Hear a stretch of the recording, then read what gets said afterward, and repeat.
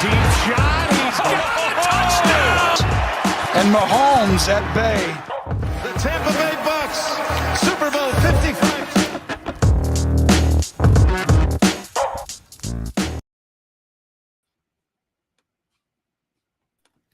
Hello and welcome to the Bucs Banter Podcast. I am your host, Collin Hallboom. I am joined by my co-host, Bo Yard at Bo Knows Ball on Twitter, and friend of the show, special guest, Matt Marchese of TheFAN590 and Sportsnet, producer and host for Canada's biggest sports talk radio station, has been so kind as to lend us some time. So we want to take advantage of his time and talk Buffalo Bills and NFL football. Matt, what's good, man? Thanks for joining us. Oh, ready, boys. Just a week away. I mean, I like preseason at the beginning because it gives us a little tease, and it's really like the really terrible appetizer that you're like, oh man, I thought it was going to be really good, and I was really disappointed. And it turns out that it was actually as terrible as we thought. And now the season gets started. I can't wait. I mean, you guys know, football's the best. There's nothing better. There's really nothing better. Seriously. It's so true. You're like, well, it's food, I guess. Like, if yeah, exactly. Yeah, exactly. Like, when's the entree coming? Yeah, pretty much. Yeah. Well, it's here, boys. And again, like I said, we don't have Marchese for long, so I want to dig right into talking a bit about Bills Mafia. I mean, a lot of people, the betting market certainly views the Bills as the top dogs in the NFL and in the AFC. First of all, I want to ask you, Matt, who's going to be the most valuable addition of the Bills lineup this season? You got Von Miller, Kyer Elam, Tre'Davious White, I would consider an addition based on last year. Who's going to be the biggest addition to the team this year? I think it has to be Von Miller. I mean, the reason why they couldn't slow down the Chiefs last year in the playoffs was because they just couldn't get to Patrick Mahomes. And Von Miller adds a presence that, let's face it, they haven't had since Bruce Smith. And it's nothing against the guys that have come after Bruce Smith. Like there's been some very good defensive ends. I mean, Jerry Hughes was a very, very serviceable player for the Bills. He was great, double-digit sacks on a couple of seasons. But at the end of the day, Von Miller's a Hall of Famer. He's one of the greatest pass rushers of all time. And even at his age, I know we want to say like he's old, but he's not old, because then he's going to make me feel old because I'm pretty sure we're the same age. But he gives you an element that you haven't had. And in the AFC now, if you can't get to the quarterback with the murderer's row of quarterbacks that are in the conference, you're going to be in trouble. And Miller gives you that. I mean, your point about Tre'Davious White being an addition is also something that doesn't get talked about enough. I know he's going to start the year on the PUP. He's going to miss the first 4 games, but part of the reason also that they couldn't beat the Chiefs was they couldn't stop them with 13 seconds left. And Tre'Davious White makes a big, big difference in that game. And it's nothing against Levi Wallace, but Levi Wallace isn't Tre'Davious White. And Kyer Elam on the other side gives them another solid corner, a nice physical corner that they can use. This is, I would say, the greatest Bills defense that we have seen on paper ever. And that goes up against some really good Bills defenses. They were the best defense in football last year, statistically. Yeah. They just added one of the greatest pass rushes that we've ever seen, and they've added to their cornerback room, and they're developing. It's the same group, especially having the 2 safeties there. I think this defense is going to be legendary this year. Gregory Rousseau coming back. I mean, Bean's been investing in that defensive line for some time now. And think about Von Miller, man. Like, he was coming off he was injured to start last season, obviously. When he joined the Rams, it took him a little bit to get going. But as Bucs fans know so well, by the time he was in the playoffs, he was like a well-oiled machine. He looked like the old Von Miller at that point. Yeah, and the big thing with Miller, too, is the way that Leslie Frazier rotates his guys on the defensive line, he's going to be more fresh. There's going to be less opportunities for Von Miller to get hurt. And that's why I think they've had some success, at least last year, more so than the previous year. They had better success getting to the quarterback, or at least pressuring the quarterback. I mean, the sack numbers don't necessarily reflect it, but we know, you guys watch a ton of football. If you can pressure the quarterback into making, even slightly poor passes, the Bills secondary is going to take advantage of that. And they did that a lot last year. Like I said, with the 2 safeties, with the corners that they've had. And with that rotation, you're going to see it. The one guy you mentioned, Rousseau, everything that I've read, everything that I've heard is that he is ready to take the next step. Sorry, my dog's barking because somebody else is coming in my house. That he's ready to take the next step because he was really good last year as a rookie. It's a really good defense. The rotation really helps. Keeping Von Miller with what you're paying him, keeping him fresh is going to be super, super important this year. Is what we saw from Gabe Davis with that incredible performance versus the Chiefs in that eventual playoff loss, that wild game.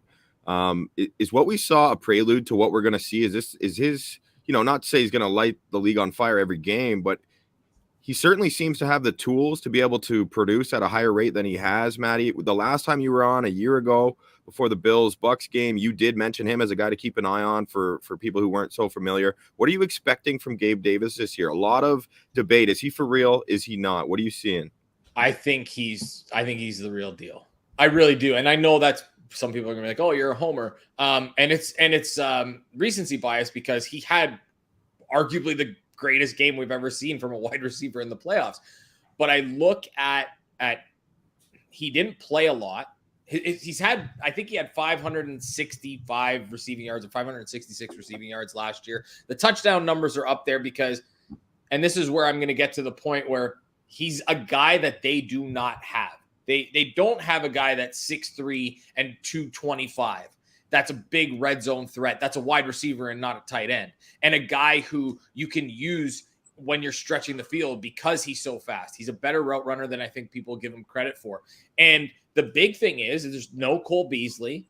I mean, Isaiah McKenzie is fine as a slot receiver and Jamison Crowder's fine as a slot receiver, but those guys aren't going to get 125 targets. They're not going to get 100 targets like Cole Beasley was going to get. They're going to rely on him. And there's going to be games where Gabe Davis has 120 yards, and there's going to be games where Stephon Diggs has 70 yards or 60 yards. But that's how this offense is going to work. Davis is, I believe, the real deal. Like if I saw 75, 1,100, and 8 touchdowns from Gabriel Davis, I don't think anybody should be surprised. I feel like that's probably the ceiling, but in the same breath, we've seen what he can do. We saw it, 2 years ago against the Colts in the playoffs. He had a monster game against them, which was a good defense. He lights up the Chiefs last year. I think we're going to see more consistency. He's going to get on the field more at the end of the day. He's one of the better blocking wide receivers that is around in the NFL, and that's why he's going to be on the field for 85 to 90% of the snaps going forward, and that means more opportunity for a guy that can create plays in an offense that's going to need that to happen. Playoff Gabe, as I was starting to call him, kind of reminds me of the whole playoff Lenny thing that we went through with the Bucs, almost, where you're just like, is this for real? Can we depend on this?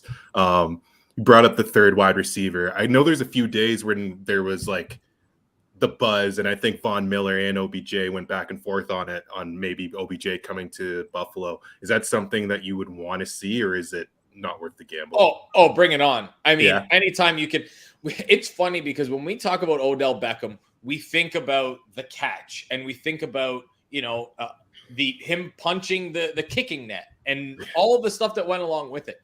But at the end of the day, this is a talented receiver. Regardless of the injuries, he's still talented. He had, and nobody wants to talk about this because we want to keep going back to Justin Jefferson's rookie year and Calvin Johnson's rookie year. Odell Beckham Jr. had the best rookie wide receiver season of all time. He just only played 13 games. That's the difference. He had 1,300 yards in 13 games. That's the difference. So we're talking about a player who now has a Super Bowl ring, and he's not going to be back until later. The Bills are a team that could afford to wait on signing a guy like that because they have no choice. He's not going to pass a physical right now. We know that. But if you bring Odell Beckham Jr. into this roster with Stephon Diggs and Gabe Davis and James Cook and Dawson Knox, find me a defense that can play with that, because I don't know too many that can. How many teams have better 3 wide receivers? You could make the argument that Cincinnati does. You could make the argument that the Bucs are going to be up there too, right? Yeah. You guys are high on Julio, aren't you? Dude, Julio's our 4th receiver, bro. Are you kidding me? You're on the Russell Gage train? Yeah. I'm on some semblance of those two guys equates to a hell of a 3rd receiver. So whichever one it was, I don't care. But look at what we're talking about. We're talking about the pinnacle of 3 wide receiver teams. There's not very many that can throw that out there, and that's just a mismatch nightmare for opposing defenses. I would sign up for Odell Beckham Jr. all day because are you going to double Stephon Diggs with Odell Beckham and Gabe Davis on the field? Like, I mean, go for it because somebody's going to be open, so you can try that, but it's not going to work for you. So I'm all for adding talent. That's what they've tried to do. They're in a position where they can add on the I don't want to call Odell Beckham on the periphery, but you can add on the periphery, and you're just rounding out your roster. You don't have any holes anymore. I like a humbled OBJ too, which it seems like they got in LA last year, and look how effective he was in that Super Bowl game, for example.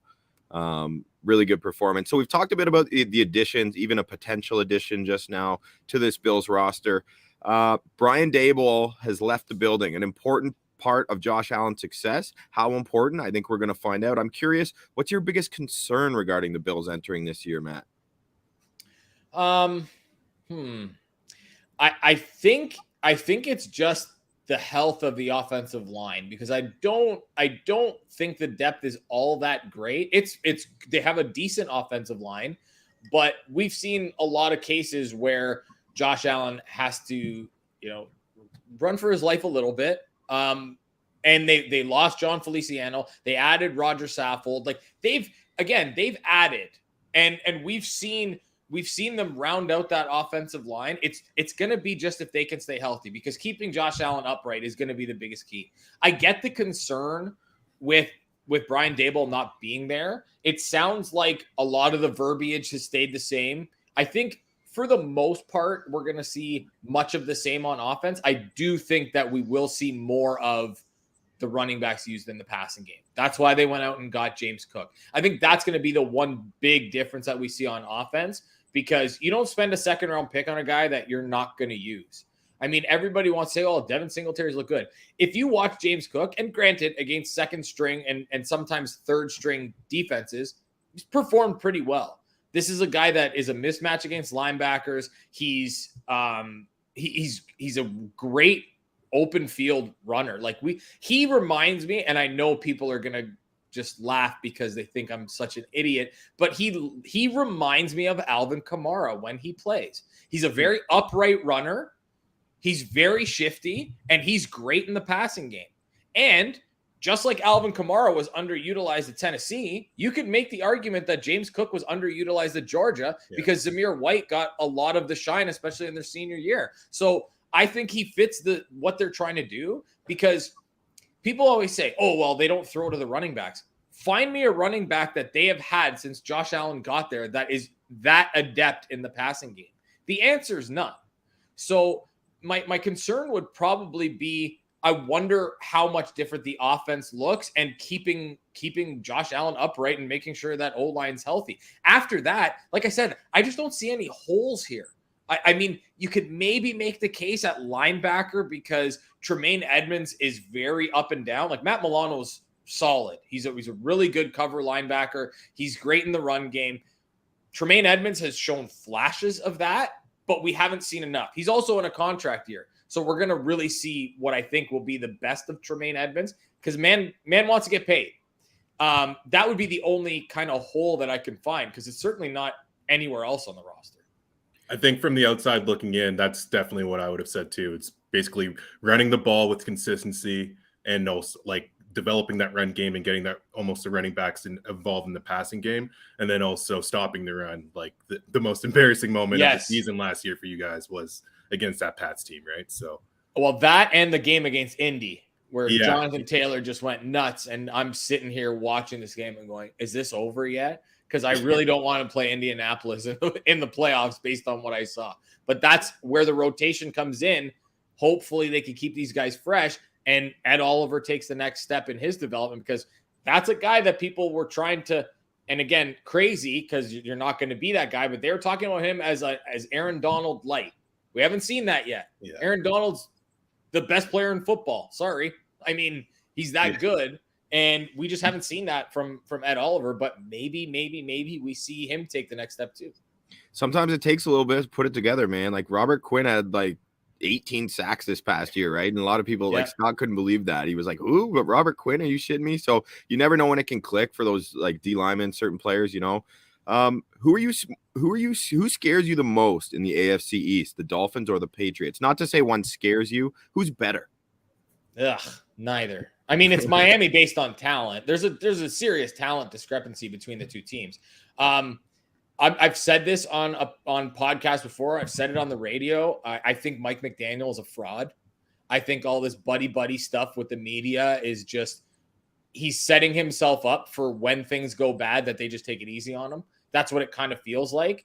Taking selfies with the guys in the press, like the jig is up, man. Like, honestly, the jig is up. I'm so tired of him already. And even him, there was a clip of him talking about Tua and the ball that he throws. And if I was a receiver, this would be the perfect ball that would be thrown to me. And they asked him, so you're saying that Tua throws the most perfect ball of anybody that's ever played? Well, I'm not really saying that, but listen, I think the guy's a bit of a space cadet. I'm not sure if he's a good football coach. You could, maybe Kyle Shanahan was the genius and Mike McDaniel is not. Maybe he is just the assistant. And I mean, New England's really taken a step back. Not having Josh McDaniels there really, really kind of takes the shine off that team, because I don't think people give him enough credit for what he did with that offense. When you look at how they didn't have players on offense outside of Damian Harris and Ramondre Stevenson. I mean, Mac Jones was good last year, but Mac Jones was good because Josh McDaniels protected him. I'm not quite sure that Matt Patricia and Joe Judge are the right guys to protect your second-year quarterback. This is Bill Belichick being Bill Belichick. He's very stubborn, and he loses his guys. Like, oh, I'll go get my guys that I had before who have never done anything on offense. Like Joe Judge was, he was a special teams guy. Yeah. And Matt Patricia's a defense guy. It's ridiculous. If I had to pick a team, it's definitely Miami, just because I think that Miami has more talent. I think they have their offensive weapons are great. I'm just not sure about the quarterback. And the Bills kill the Dolphins when Josh Allen has been a member of the Bills. So I'm not as concerned. Now, let's just say, I mean, I won't deny, there's no doubt, I don't think anyone will, that the Bills have all of the talent. It just feels like it's their time, it's their year. Let's assume they come out of the, or let's not assume, let's hypothetically pretend they come out of the AFC. Who do you not want to face who's a legit contender in the NFC? Because it's unbelievable, by the way, how those two conferences stack up. If you look at the legit contenders that exist in both teams, truly unbelievable. There's more than double, well over double in the AFC. So, Matty, I want your take on the NFC. You want to know which team I don't want to play in the Super Bowl? Or like, you could even just kind of give me who are the true contenders in the NFC? Yeah. Like, okay. What team would you not want to face? Is it the Packers, the Bucs? I mean, is it the Rams? Who like, how do those teams stack up in your eyes? The Rams, if we look at the Rams from last year, the Rams were the 4 seed coming in, and they were a Jaquiski Tart dropped interception away from not getting to the Super Bowl. Yeah. And we'd be talking about the San Francisco 49ers, who frankly, I didn't think were all that great last year either. So I look at Green Bay, and I know everybody, well, Devontae Adams is there. Have you seen that defense? Yeah. That Green Bay defense is legit. And Aaron Rodgers is still Aaron Rodgers. I don't care what anybody says. Aaron Rodgers. Romeo Dobbs. Yeah. Aaron Rodgers is 7-0 when Devontae Adams doesn't play. Okay. Like, I mean, it's not the worst thing in the world. I do think, and you guys are going to like this, I do think that Tampa Bay is the team that gets out of the NFC. I just think that they're going at it one more time. But this is the prediction. This is what you guys won't like. The Buffalo Bills have endured so much pain at the hands of Tom Brady. Josh Allen, the savior, comes to Buffalo, goes to the Super Bowl, and it's not against New England. We know that they exercised that demon last year in the playoffs when they ran roughshod. They get to Tom Brady, the final boss, and Josh Allen, boy wonder, retires Tom Brady in the Super Bowl. That's the dream. That is the dream, and it's possible. It's possible. I think that Tampa Bay. I'm not going to discount the Rams, but I think it's a 2-horse race between Tampa Bay and and Green Bay. I think those are the two best teams. I think that's obviously a really solid prediction. And like, I have a lot of friends who are Bills fans, living in the Toronto area. I've grown up with that. So that dream you mentioned, I mean, that's a common one for a lot of my friends. They have the same dream. And what a way to I don't know if Brady would retire if he lost to the Bills in the Super Bowl. First off, he might run it back. He should. It might dream come true. I don't know if he could, but yeah, it's interesting, man, the way you talk about the Packers, because you're right. Everyone just thinks Aaron Rodgers, two-time MVP, back-to-back MVPs, and you're right about the numbers. Without Devontae Adams, that offense, they can still get it done. Aaron Jones is probably going to be a machine as a receiver this season. I'm sure you're on him in fantasy, Maddie, just hearing how you talked about Rodgers. The Bucs have a great defense too, though. I think their defense is going to take a big step this year. They've added a lot of depth. Todd Bowles said at his most recent press conference, he thinks they have a lot more depth than they did the year they won the Super Bowl. So I really like what they've done on that side of the ball. And then you throw in the offense. So I like to give them the edge. Again, I'm obviously biased as well. That's why Bo does the podcast with me. He's not even a Bucs fan, man. He just helps keep me in check. So we all need that. We all need that, someone to level us off every once in a while. Okay, Maddie, I know you got to dip out of here. I want to hit you with one. I'm going to put you on the spot if you're able. And Bo, sure. I'd love to get yours after as well. The AFC West, the quality of talent is absolutely ludicrous. Okay. I want to know between the Chiefs, the Broncos, the Chargers, and the Raiders, how you would rank those four from best to worst after this regular season when it's all said and done. Record. Wow. Okay. So if I'm a betting man, so if I were to bet on any team to come out of there just because the odds are so good, it would probably be the Raiders. But that's not who's going to win the division. It's going to be the Chargers. Justin Herbert is that good. We know he's that good. Miami looks stupid for not drafting him. I told them that they should have, but why would they listen to me? I'm just some idiot. The Chargers, the Chiefs are still the Chiefs, man, and I really have a hard time betting against them. I think they're second. I think the Raiders are third, and I don't think that Russell Wilson is the same quarterback that we've seen in previous years. I think that the Broncos are fourth. However, I do believe that all four of those teams are making the playoffs. I'm with you on that. Bo, how does yours stack up? Yeah, I was going to say the same thing. I like the Chargers. I just think they're so much deeper on defense now. I think that's the thing that kind of separates them between all the other teams. I like the Chargers. I actually do like the Broncos. I feel like everyone's kind of counting them out, and I'm just being contrarian. I'm just going to go the other way and just say, okay, they're going to be second, because I think the Chargers are a clear cut for me to be number one now after watching preseason, even though they've lost all their preseason games. But I just love their roster so much. I think the Chargers can be good. I think it's the Broncos. Then I think it's the Chiefs. Then I think it's the Raiders. And I hate saying that about the Raiders because, I don't know, I love Las Vegas, but and I love Devontae Adams as well too. But I think they're going to be coming up a little short this year. It sucks when you agree with your co-host. That's what I got, Bo. I got the Broncos too. And then I got the Chiefs and the Raiders. But incredible. I agree with you, though, Maddie. I think they're all going to make it. And you can't go wrong no matter what order you put it, really. So no, 4 playoff teams in a division. I mean, you just don't see that. You really just don't see that. I feel like as a Bucs fan, as a Bills fan, that's kind of like going into this season as the conference favorite, or pretty much the conference favorite, right? People are just assuming that the AFC West is just going to completely they're just going to beat each other up. Yeah. The team that if I'm the Bills, the team I don't want to play is the Chargers. Yeah. They have the quarterback that can go toe to toe with you, but they also have the defense. Like adding J.C. Jackson, they added Khalil Mack. Khalil Mack, and if Bosa can stay healthy, Derwin James. I love Derwin James. He's so good. Just can't. But again, if those two guys can stay healthy, that's an elite defense. Yeah. And like, I know they were terrible against the run last year, but if they're all healthy, that's going to change this year. And I love how they drafted Zion Johnson as well, reinforce that offensive line, pair him with Rashawn Slater. Got to keep Herbert safe. They're doing things right there. So we'll see how finally. And they're a fun team to cheer for, man, with Eckler, redefining a modern day Marshall Faulk. He looks like sometimes what Herbert does is just incredible. So anyway, that's that, Maddie. I know you got a dip. You're a new father, and congratulations, man. Thank you.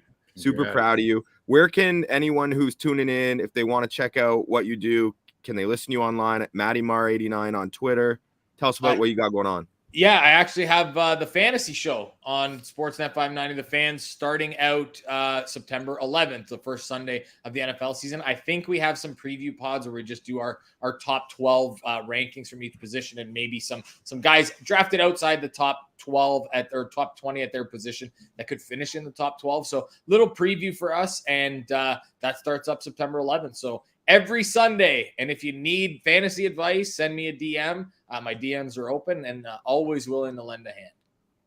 We appreciate that, Matty, and best of luck to your Bills. If they do meet in the Super Bowl, we're gonna get you back on. Give us that. Can you make it happen, buddy? I'll make it happen. You know that. All right. That's my dude. Take it easy, Matty. Thank you. Good to see you, Matt.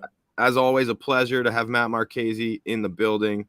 And we're gonna keep going, Bo. I want to keep talking a little bit about this sort of contenders discussion. Who is for real, right? Because I think it's an intriguing one, just with where the league is at. And like I already talked about, so like in terms of the NFC, let's stick with the NFC because that's where we were, right?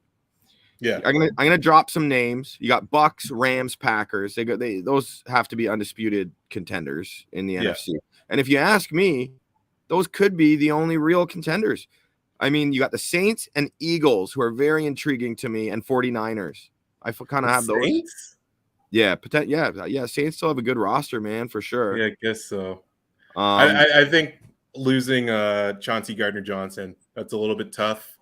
Interesting move, eh? Like really, like for free, right? Like they just don't want to pay this guy for a team that's going for it. Dang. Yeah. So, but yeah, you're right. Like their wide receiver room is like stacked, and I don't know. You still got Jameis back there. You just can't quit Jameis, right? It's not, honestly, Jameis is the least of it. It's just more that they've made. I mean, losing Armstead's a massive loss. Like they brought in Tyrann Mathieu. They have great players on the defensive side of the ball. All like a really well-rounded defense. I love the Olave pick. Michael Thomas is coming back healthy. They have one of the most talented running backs in football. Some really nice pieces on the offensive line outside of Armstead, who they lost. Obviously, they drafted Penning to be his replacement, who was hurt, high ankle sprain, I think. I just think it's hard to sleep on them, especially in what is a soft NFC. So I think their name needs to be mentioned at least as a playoff team. I certainly don't have them as a real contender. Josh, I think I'm with you, right? Like I think it's the Rams, it's the Bucs, it's the Green Bay Packers. I think the Eagles are kind of creeping there. I just like what would need to go wrong with that roster for them not to be a contender, right? There's so many things. They're deep. And like the front end of that, the talent is just incredible, right? You talking Eagles? You talking Eagles? Yeah, the Eagles. Yeah. I really like the Eagles roster, like top to bottom, really at this point. I think the 49ers as well. I'm really close to having them up there as well. I think that like you have no idea what's going to be happening with Trey Lance. That's probably the only like reservation I have really is if they can utilize all their weapons with that quarterback back there. Another team just based off of having a new coach and how many close games they lost last year, Minnesota Vikings. It's an interesting one. Yeah, that's an interesting one for me. Is just I think their defense was really banged up going into the end of last season. They ended up losing like a lot of 3-point games or less than 3-point games. And I think Mike Zimmer is to blame for a lot of that as well, too. But I just think with the new coach, new offensive philosophy, I could just see them having a little bit of a resurgence and maybe making things interesting in the NFC North. Neil L, what it do? Watching us on YouTube. What's good, Neil, man? Hit us up with any questions if you want us, or let us know your thoughts in terms of who's contenders, who's pretenders, NFC or AFC. We were talking about the Chargers offensive line improvements there. Jamari Salyer was a low-key good depth guard as well. Couldn't agree more. You got to reinforce the trenches with depth coming from a big-time program. We talk about it every week. The next great Georgia Bulldog. There's so many of them. Capo also goes on to say, good friend of the show, Josh Capo of Pewter Report. Check his work out as always.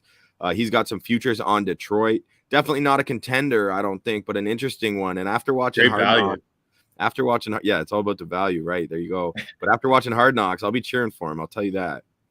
And then Josh agrees Saints making the playoffs. I mean, there's just not enough competition. I think there's only 3 real contenders, and I have the Eagles like similar to you, Bo. I hate when we agree on everything, which we already agreed on our ranking of the AFC West. I think the Eagles, if it clicks for Hurts this year, that roster is a piece of work. What Howie Roseman's done this offseason is fantastic. Draft, free agency, trade, he's hit it all. They're so well built in the trenches. It's unbelievable. I mean, the Jordan Davis pickup, like guy that everyone's just like, oh yeah, the Ravens are getting him because he's that guy on defense. Right? Yeah, I love that pick. Love that for them. And man, it's crazy. And then, they've got 2 other stud defensive tackles as well, so that he'll be able to contribute in part of a rotation, keep those guys fresh. That's scary. They got a really strong O-line that they keep adding to. So the Eagles, I mean, obviously Hurts as a passer leaves something to be desired, but I also love the receiving weapons. AJ Brown and Devontae. Devontae has a 2. A 2 receiver is scary. It's nuts. Here we are. So all right. What about as on that whole same Detroit guilty pleasure angle? Do you have any other guilty pleasure teams in the NFC that you wouldn't be? Maybe they make you a little bit scared if you saw them first weekend of the playoffs. Good question. I mean, if the Cowboys were to get on something magical shit, maybe, but I don't even know if they can make the playoffs. They might be able to. But no, I guess that's ultimately what I'm saying is I'm not the Saints. The Saints are the only team that would scare me because it's the fucking Saints. Yeah. Right? And just because of how things go versus the Saints, but at least in the playoffs of our last 5 matchups with them, at least we won the 1 playoff game. So the answer would be the Saints, I think. It's unbelievable. I believe it's between the Bucs, Rams, and Packers for NFC supremacy when it's all said and done. Of course, that's without, barring some significant injury to a key player. And I kind of think it stops there, man. It's got to be one of those 3 teams that come out of the NFC. AFC wise, though, so that's 3 teams in my mind. Am I missing one there when I say those 3, Bo? I think, for me, I think I can put Eagles in that group, but I think those are the clear cut 3. I could agree with that. I was just bigging them up, talking about how lethal they are, talking about the roster. I mean, if things go right, if it's on Hurts, if he kills it, then yeah, absolutely they could be that dangerous. So that's fair. We can give them legitimate contender status. AFC, Bills, Chiefs, Broncos, Chargers, Bengals, Ravens, Colts. Those to me, Raiders, those to me are all legitimate teams. I mean, put the Raiders in the NFC and they're undoubtedly a top 4. Yeah. Here clearly. I have 7 teams ahead of them in the AFC. Yeah. And it's so I feel like nobody's even talking about the Bengals and they were just in the Super Bowl. It's insane how deep that conference is right now. You're going to have to make some real big Sophie choices every Sunday when you're trying to watch all these games in the AFC. Dude, I know. But if I have to, I'll just watch every AFC West game. At least those teams are going to be playing each of those other teams twice. So there's going to be a good matchup every week just based on that division, man. That's fantastic stuff.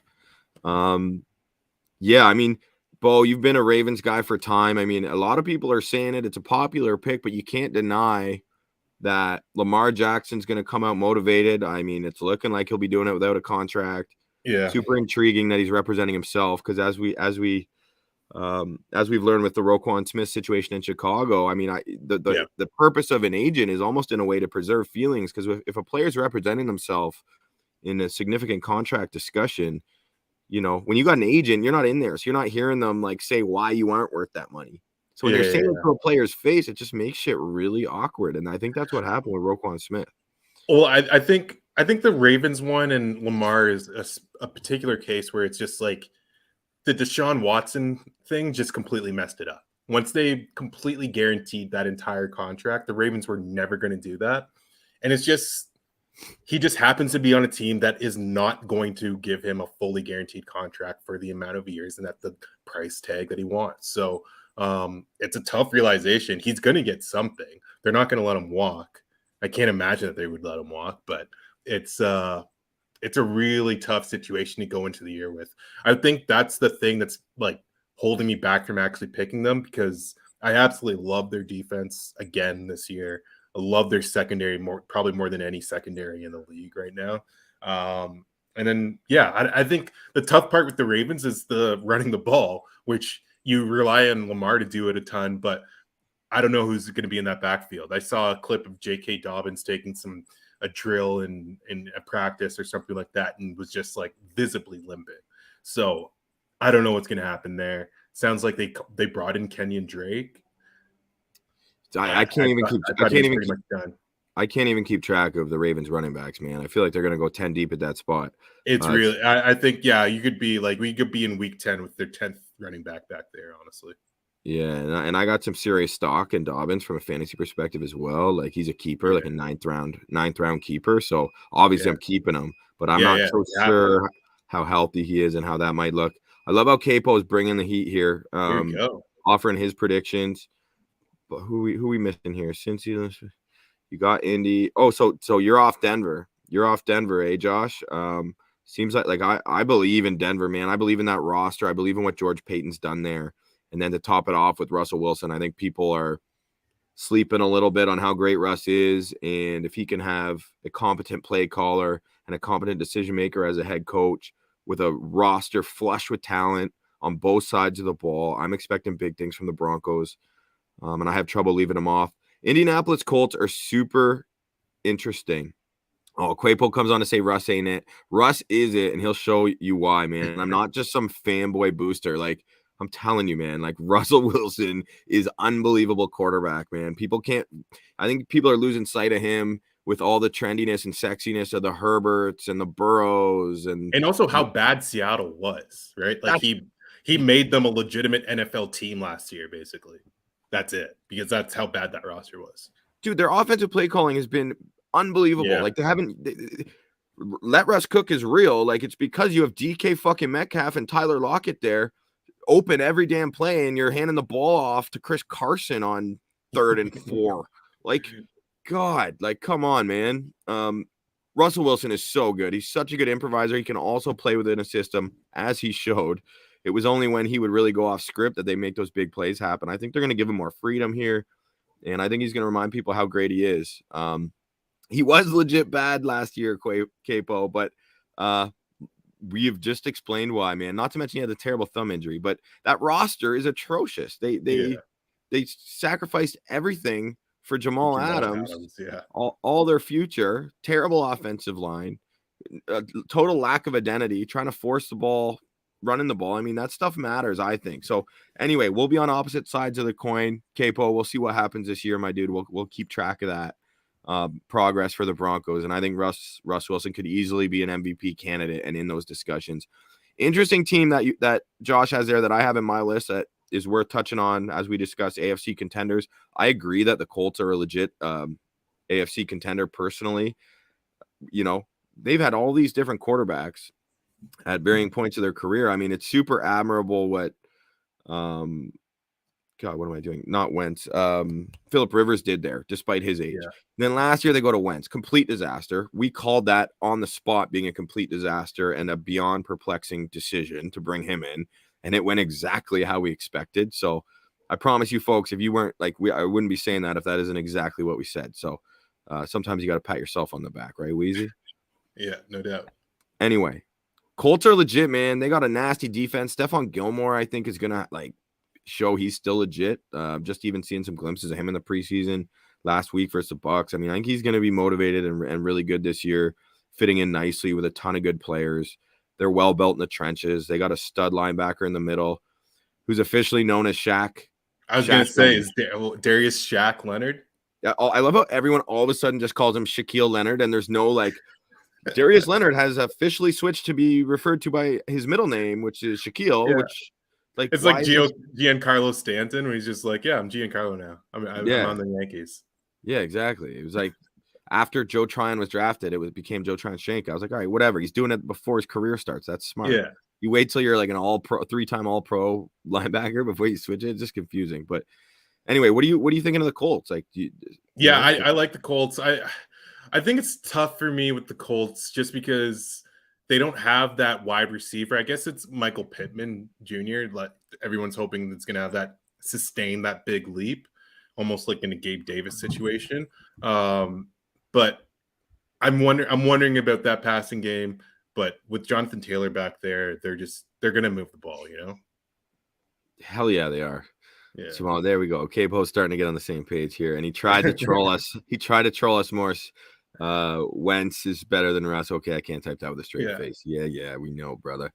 Cool. Well, the Chiefs. Any guilty pleasures in this conference? Anyone that you would want to see like go on a little bit of a run? Well, bro, you know that the Chargers have been my guilty pleasure. I mean, so now like a non-contender. Well, that's what I'm saying, though. They weren't a contender, and now they are. So I can't pick them. Like the Chargers, a team I would love to watch. Same with the Bengals. Obviously, couldn't do that either. Almost like a league pass team, man. I don't know. Like, I just all I can think about is that AFC West and watching those teams battle it out. I know. It's so tough to find a non-contender in this conference. If I was going to pick one that I hope that it's going to be, might be okay. Pittsburgh. It's Pittsburgh kind of that team this year that's just like, they're not good, but maybe they are. Like their wide receivers are crazy. Like Najee Harris is unreal. If they can figure out if Mitch Trubisky is the answer, Big Ben was so bad. Maybe Mitch Trubisky is actually a step up. I think that is totally fair because I think they're going to be better, undoubtedly, because of the improvement of the quarterback position. And even if it isn't Trubisky, who's looked good and who people are almost a little too hard on based on what he's done. I mean, he was stuck with Matt Nagy in an inept offense with a terrible roster in Chicago. I mean, and he still got it done. Josh stole my next point right out of my mouth. It's that Pittsburgh O-line is such a disaster. But also the other thing is, even if it didn't work out with Trubisky, the rookie looks like the real deal. Kenny Pickett, small hands Pickett. So and then there's George Pickens, nasty George. Yeah, well, of course, man. That's our guy. We've been talking George Pickens for time. He was a first rounder, wasn't drafted there, but now everyone's on the Pickens train because of his preseason. So whatever. Bucs banner let you know first. But yeah, O-line, a team can only go so far with their O-line. Your O-line will continue to be your floor and your ceiling when it's all said and done. You heard Marchese talk about it with the Bills. Capo brings it up now with Pitt. Like, you can only be so good if you don't trust your offensive line. And that's they're gonna have to pull off some like Kansas City last offseason and what Cincinnati has done this offseason, which is just completely reinforced the offensive line in one offseason. So if they could do that next year, then we could really be talking, you know. So you're right, though, they haven't improved the quarterback position, and that's super important. And they've added some nice pieces elsewhere. It's time to shift briefly. Like we haven't talked at all, and because we had a guest, we kind of pushed the Bucs talk to the back half of the episode. So I mean, like every other team, the Tampa Bay Buccaneers had to make a number of cuts in order to finalize their final 53-man roster. In terms of surprises, I want to put up like a Twitter poll or something. Like, I don't know what is more surprising, the fact that the Bucs cut Tyler Johnson based off a fantastic training camp and undoubtedly being their best receiver in the preseason. I mean, he had convinced almost everyone who covers the team that he would be at the very least making the squad based on his age, experience, whatever. So is that a bigger surprise, or was it them keeping Brashad Perriman? Was that a bigger surprise? Yeah, I think for me, it's got to be Tyler Johnson. Like, I think the way that we talked about him, not only like on this offseason, I know last year was like a pretty disappointing, but it was disappointing for a reason, right? Like, that was a guy that the potential, like Brady saw the potential in this kid, right? So I think him just being not on the team anymore, it blows my mind. I texted you almost immediately, and you told me you already wrote the article. So it's nuts to me, honestly. Unreal. And then, yeah, like I even if we look at them, let's say as the same debate here, I don't know how you keep Brashad Perriman over Tyler Johnson if it was just a one in, one out scenario. Like, to me, I gotta say, you know, I will always defer to the professionals, especially when they have a proven track record of bringing Super Bowls to the Tampa Bay area, which Jason Light does. But and I don't know what's going on behind the scenes, aside from what, you know, we can we can gather from training camp and from press conferences. We don't know what goes on in the locker room. But I sure as hell, based on what I've seen and believe and age and all these factors, I don't know what on earth people think we have in Brashad Perriman, aside from that one big catch last year to win the game versus the Bills, I believe, who should have brought that up with Maddie on the show. But I just have trouble seeing how that's more worth your time than keeping Tyler Johnson. Josh just pretty much doing the show with us, and I love it. On Josh Capo of Pewter Report again, it looks like they prioritize the speed element. Chris Godwin, Evans, Julio, Gage can all play slot, so TJ was redundant. Really interesting. Yeah, they wanted that outside guy. And you're right. So that's would be why they brought in Scotty Miller. I mean, it's Scotty Miller being back, being a part of this wide receiver room again, and like a focal part at this point. I don't know. Like, is he your fifth receiver?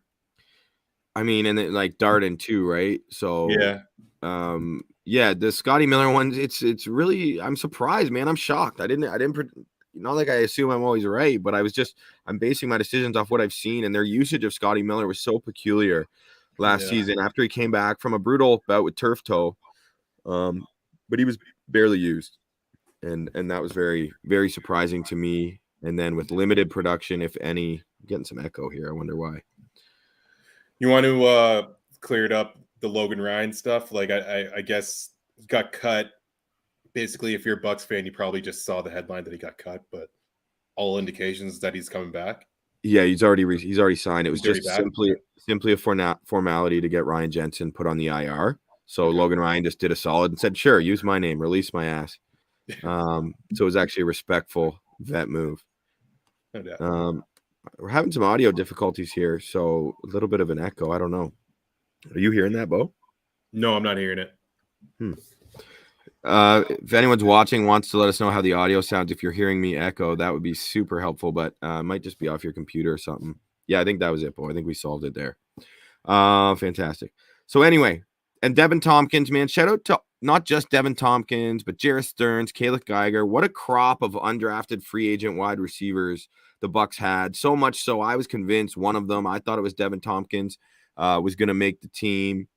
And I think covering this team throughout the preseason, it was a fun ride, like just kind of debating that. Unfortunately, based on where this team is at, I think they're just not in a position where they want to gamble on a first-year undrafted rookie.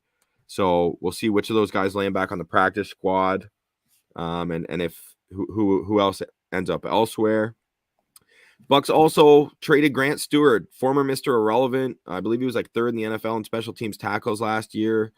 They managed to ship him and a 7th rounder to the Colts for a 6th rounder. I think that's good business right there, man. Yeah. Like, between Olaconle, Fatukasi, who had clearly flashed all over the place in preseason, not just on specials, but when he's in there, I think he showed a lot more promise as an actual reserve inside linebacker, which is the appeal there. So if he can get it done on specials and be a guy they could actually trust throwing out there, a little more athletic, longer than Grant Stewart, that move made sense there. And the fact that Jason Light was able to turn that into some draft capital from, again, the last pick in the 2021 NFL draft, turn that into a future 6 ultimately.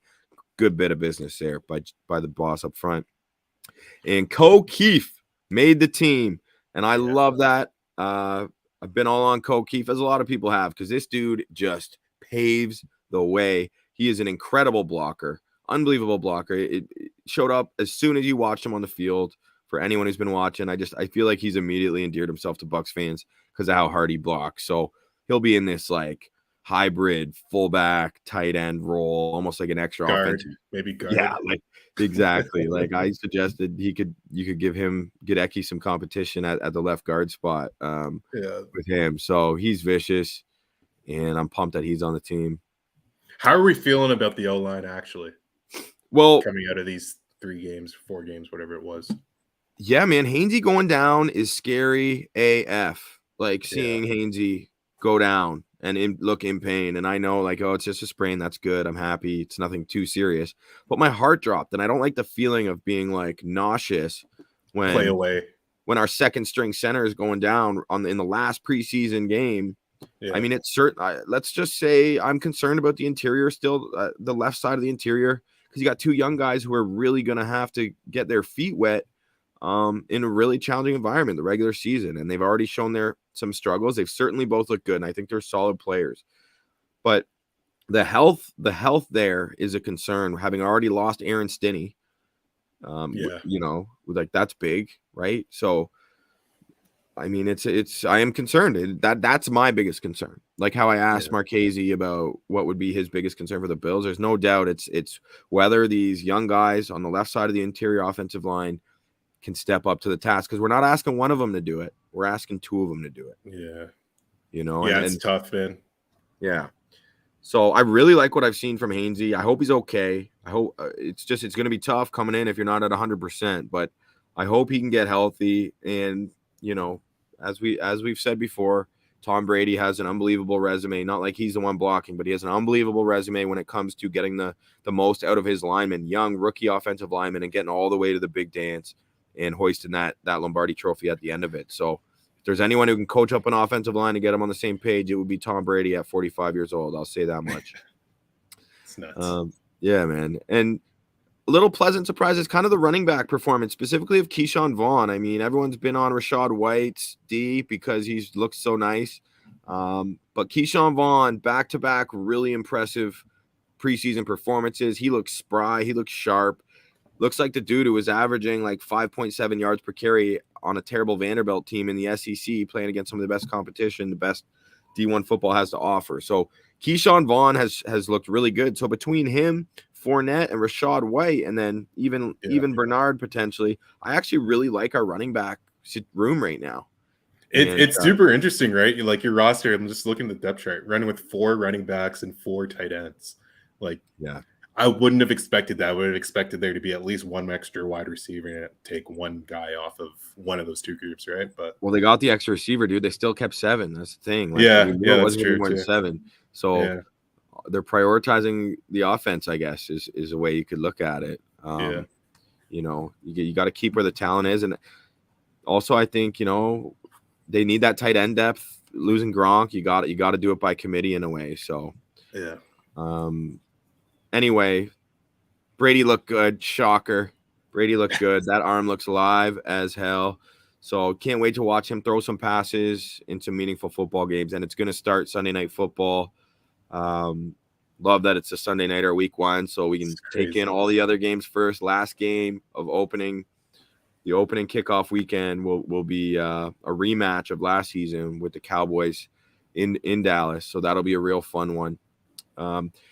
So I think that just about does it for us. We crammed in some Bucs talk at the end, unless there's anything in particular, Bo, you wanted to bring up before we get out of here.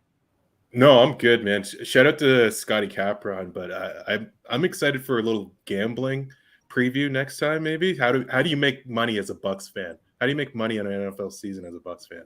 Yeah, and I mean, I would say it's probably not going to be in fantasy because there's just so many mouths to feed, like in Tampa. You know what I mean? So tough to predict. Yeah, we'll get some betting talk going, no doubt, with Scotty. We gotta let him do his thing there. I want to thank Matt Marchese of Sportsnet and Fan590. He's a producer and host there. Again, biggest sports talk radio station and network in Canada, in the country of Canada. They do fantastic work. You can hear him around midday with George Russick. They do great sports talk radio. He's a Bills Mafia for lifer kind of guy, so it's good to always get the perspective of the enemy. And and then anyway, make sure you're checking out all of our written coverage of the Tampa Bay Buccaneers, Sports Illustrated's only website dedicated specifically to covering the Tampa Bay Buccaneers. That is bucksgameday.com. You can also get there, si.com/NFL/Buccaneers, but bucksgameday.com is probably the easier way to do it. And if you enjoyed our show, if you're listening, watching live on YouTube, whatever it may be, please support the channel. Subscribe on YouTube to the Bucs Banter channel. Give us a like, drop some comments in. It really helps us out.